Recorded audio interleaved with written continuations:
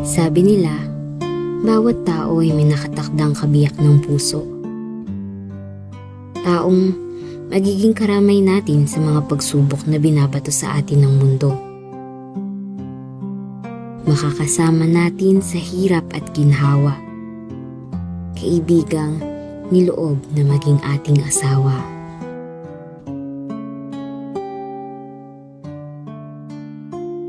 Uy, te, congrats! Sino masaya ka para sa'yo? Ako din. Nanap ko na yung mga kasama ko habang buhay. Ikaw next. Bakit next? Wala pa ako nalilito. Tingin ka sa 5 o'clock mo. Diba na yun? Team Pulse na. Oh, kilig ka noon. Uy, congrats ha. Salamat sa Diyos. Nga pala, next week may feeding program sa Bundok. Sana kasama ka na. Congrats ulit. Salamat sa Diyos. Tingnan nyo, ha? Yung pag-usapan natin, yung feeding program daw. Makakasama ka? Sa'yo na. Sa bundok tayo mag-hiking. Tapos mo ako. Sulitin mo na namin. Kaming dalawa lang. Tawa ka. Naiintindihan ka. Siyempre, bago kasama. Salamat sa Diyos.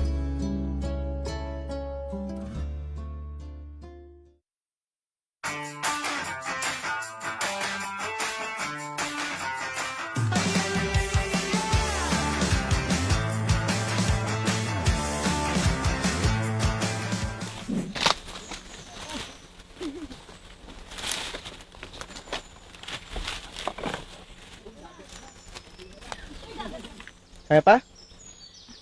Okay lang po ako. Sige po, samahan niyo na po yung mga kasama. Okay lang po. Kaya mo pa ha?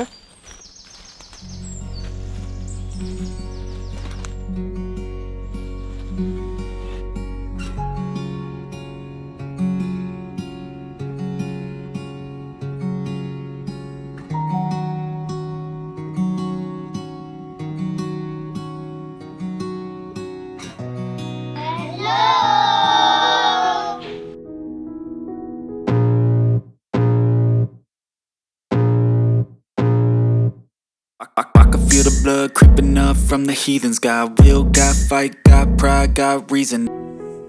Tayo nga pong tatlo, bibigay ko lang kay mama. Tatlo pa? Asan ba ang nanay mo? Nag-aalaga po ng mga kapatid. Ilan taon ka na ba? 7 po. Sige, ito. Kaya mo bang dalhin?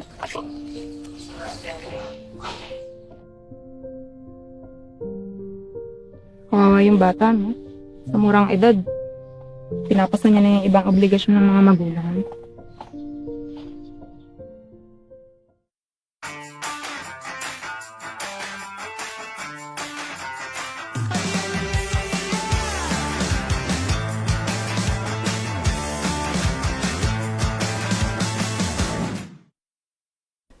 Hello? Hello? Jane, makakasama ka pa ba ngayon? Naku, pasensya na talaga, Pauling. May sakit kasi si Mister ngayon. Hindi ko naman siya pwedeng iwan. Ganun ba? Sige, kaawaan nawa kayo. Bye-bye.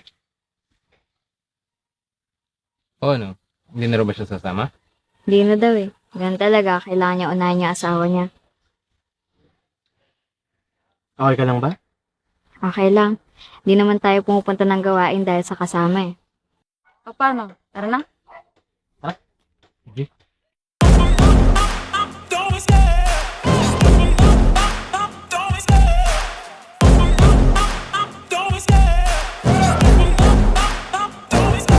I love the chase and the hunt, and I set the pace when I'm running. I always take what I want and I always give it 100. Don't need a bank, no I'm funded. Play the game like it's nothing. I'm always thankful for something. Don't take for granted, stay humble. Now wake up!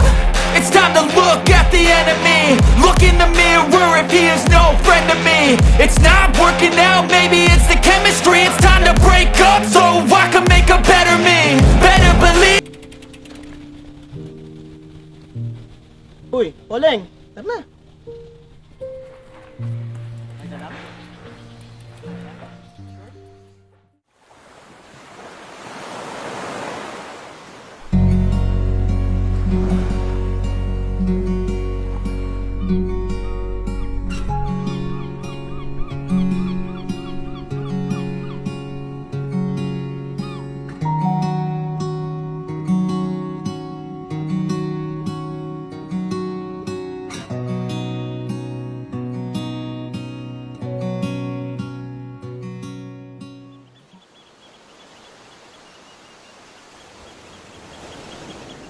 Mga tol, ligawan ko na kaya si Pauling.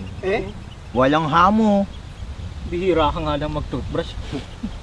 Paano ka na ba sa nanay mo? Sigurado na ba siyang gusto niyang makita ang mukha mo araw-araw? Ipin mo nga kulay dilaw. Sino ba yung Pauling? Sino ka ba?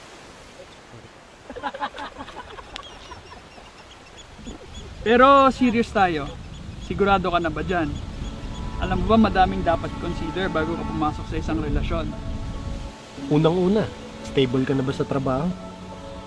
Siyempre, ang susunod niyan, makapaglingkod ka na ba sa mga magulang mo? Tsaka gaano ko na ba katagal na naglilingkod sa Diyos? Oo nga. Tsaka sa estado ba ng buhay mo, kaya mo nang bumuhay ng pamilya? Grabe naman, asawa agad. Tsaka alam mo, si Sis Pauline, masayang naglilingkod sa Diyos, tapos aabalahin mo. Di naman sa pinipigilan ka namin, pero nasa sayo pa rin yan. Ikaw pa rin naman magdidesisyon yan eh. Ikaw, nasa konsensya mo.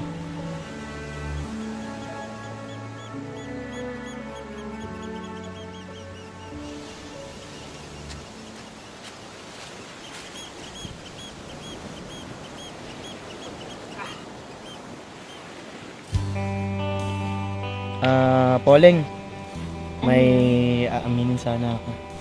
Ano ba yun?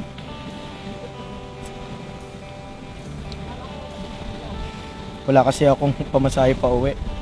Baka may 20 ka dyan. Wait lang, check ko. Joke lang. Sabi nila, darating ang araw na mahanap mo na ang para sa'yo. Ang taong bubuo ng buhay mo. Na makakamit mo rin ng happy ending kasama siya. Yan ang sabi nila. Kamusta? Kailan ka ba mag-aasawa? Wala po muna sa priority ko yun, tita. Bakit naman? Narealize ko po kasi napakaraming mga bagay po ako hindi magagawa kung magpapatali na po ako.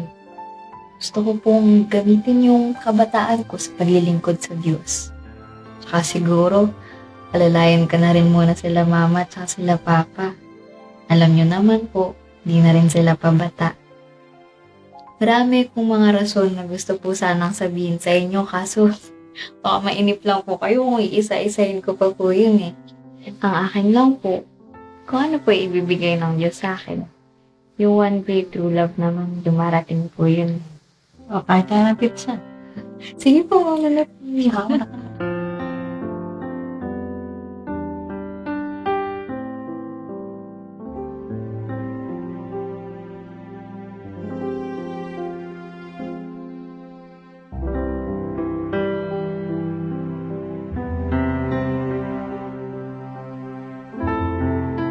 Magpakaligaya ka naman sa Panginoon at bibigyan ka niya ng nasa ng iyong puso. Awit 37:4. Alalahanin mo rin naman ang mailalang sa iyo sa mga kaarawan ng iyong kabataan bago dumating ang mga masamang araw at ang mga taon ay lumapit pagka iyong sasabihin, wala akong kaluguran sa mga yaon. Ecclesiastes 12:1. At pagsagot niya'y sinabi, iibigin mo ang Panginoon mong Diyos ng buong puso mo at ng buong kaluluwa mo at ng buong lakas mo at ng buong pag-iisip mo at ang iyong kapwa na gaya ng iyong sarili. Lucas 10:27.